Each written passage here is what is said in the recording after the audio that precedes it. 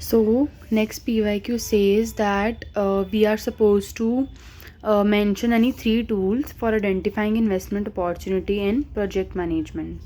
So project management में हमारी investment opportunity ढूंढने के लिए कोई भी डिफरेंट टूल्स बताने हैं. सो सबसे पहला है market survey. It is a systematic collection and analysis of data related to consumer needs, preferences, purchasing power and competition.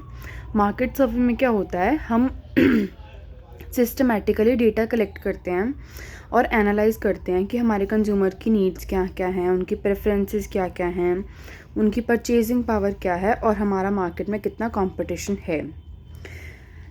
इससे हमारे क्या फ़ायदा हो रहा है इस टूल से.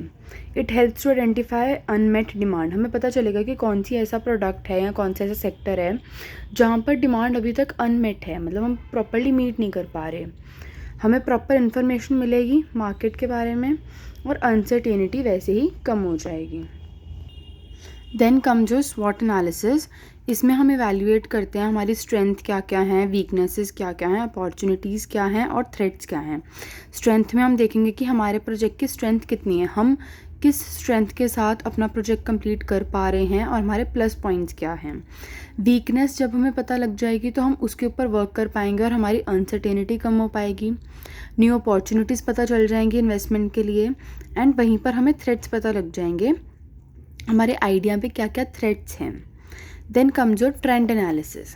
It is about studying past and present trends.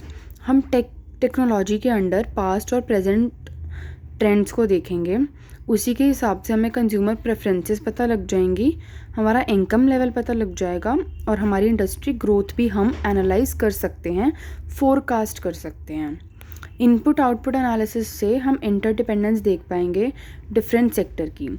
हमने इफ़ आपने पढ़ा हो कभी backward linkages and forward linkages, you can even explain that under this section only.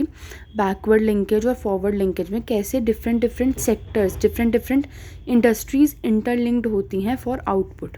एक इंडस्ट्री के आउटपुट से दूसरी इंडस्ट्री का आउटपुट कैसे डिफ़र करता है. फॉर एग्ज़ाम्पल, एक इंडस्ट्री हमें इनपुट प्रोवाइड करती है, जैसे जैसे उसका इनपुट का सप्लाई बढ़ेगा वैसे ही जो इंडस्ट्री उनके इनपुट्स यूज़ करके अपना न्यू आउटपुट बना रही है उनका भी ग्रोथ होगा. तो उसी हिसाब से इंटरडिपेंडेंस हम जान सकते हैं हमारे इनपुट आउटपुट एनालिसिस से. देन गवर्नमेंट पॉलिसीज़ और इंडस्ट्रियल गाइडलाइंस हमें पता चल जाती हैं कि क्या हमारे पास सब्सिडीज़ अवेलेबल हैं या नहीं, टैक्स इंसेंटिव्स हैं अवेलेबल या नहीं पता हमें. Then comes your value chain analysis. मतलब अपॉर्चुनिटी आइडेंटिफाई कर पाते हैं हम वैल्यू चेन एनालिसिस से. हम पता लगा लेते हैं कि कौन से सेक्टर में ज़्यादा वैल्यू है किसी प्रोडक्ट की और हम उसी में ही ज़्यादा इन्वेस्ट करेंगे.